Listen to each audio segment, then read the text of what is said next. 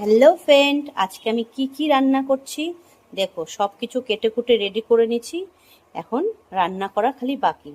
এই দেখো, আমার মরলা মাছ নিয়ে আসছে, পেটে ডিম ভর্তি মরলা মাছগুলোর মধ্যে, আর পিয়ালি মাছ নিয়ে আসছে। এই মরলা প্রথমে করব পটল ভাজা, কারণ পটল আমার খুব প্রিয়, এই জন্য আমি পটলটা ভাজবই। তারপরে এই শুক্তো ঝোল করব, আর চচ্চড়ি করব। চচ্চড়ির জন্য কিছুটা পেঁয়াজও কেটে নিয়েছি, পেঁয়াজ কাঁচা লঙ্কা কেটে নিয়েছি। দেখো চচ্চড়িগুলো কি সুন্দর কেটেছি, দেখো একদম ঝুরি ঝুরি হয়েছে কাটাটা। আর মাছের ঝোল করব মরলা মাছ দিয়ে, ঠিক আছে। দেখো কচুটা এত নরম ছিল, দেখে আমার এত লোভ লাগলো, কয়েকটা কচুও দিয়ে দিলাম, আর কয়েকটা বেগুনও দিয়ে দিলাম, দিয়ে ডাটা আলু দিয়ে ঝোলটা করব। আর এখন যে পটাপট দুটো কড়াই বসিয়ে দিলাম, এখন খালি রান্না করার বাকি। আর এইদিকে মশলা, ঝোলের মশলার জন্য রেডি করছি, মশলা করতে হবে। এখন পটাপট খালি রান্না করব দুইটা কড়াইয়ের মধ্যে, তারপরে রান্নাটা কেমন হচ্ছে তোমাদেরকে দেখাচ্ছি। আমি প্রথমে পটলগুলো ভাজা শুরু করে দিলাম, হ্যাঁ, তারপরে আস্তে আস্তে সব রান্না দেখাচ্ছি অল্প অল্প করে। এবার আমি শুক্তোর ঝোল করব, একটু রাঁধুনি দিয়ে দিলাম।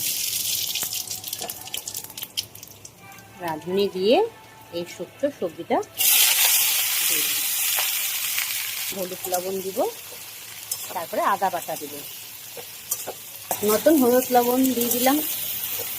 পটলটা ভাজা হয়ে গেল, এবার নামাবো। এবার এর মধ্যে কিছুটা আদা কুচি দিয়ে দিলাম।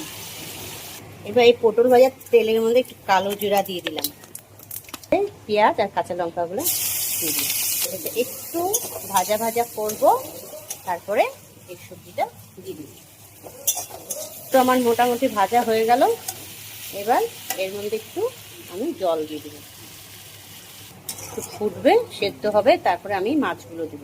এর মধ্যে একটু কালার হওয়ার জন্য কাশ্মীরি লঙ্কার গুঁড়া দিয়ে দিলাম, মশলা দিয়ে দিলাম, আদা জিরা লঙ্কা টমেটো এটার মধ্যে সব কিছু আছে, 1 চামচ দিয়ে দিলাম, দিয়ে একটু নাড়াচাড়া করে।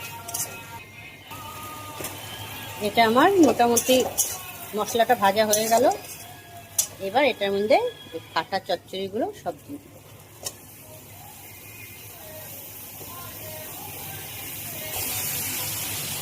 দিয়ে একটু নাড়াচাড়া করে নিব। এর মশলাটার মধ্যে হলুদ লবণ আমি সব দিয়ে দিয়েছিলাম, একটু ভালো মতো নাড়াচাড়া করে ঢেকে দিব।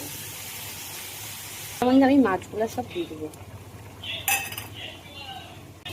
এবার আমি কড়াইতে একটু তেল দিয়ে দিলাম, আমার শুক্তো ঝোলটা হয়ে গেল। এদিকে গ্যাসের চচ্চড়ি আছে, এদিকে আমি কড়াইয়ে আবার তেল দিয়ে একটু জিরা দিয়ে দিলাম, দিয়ে এবার ঝোলের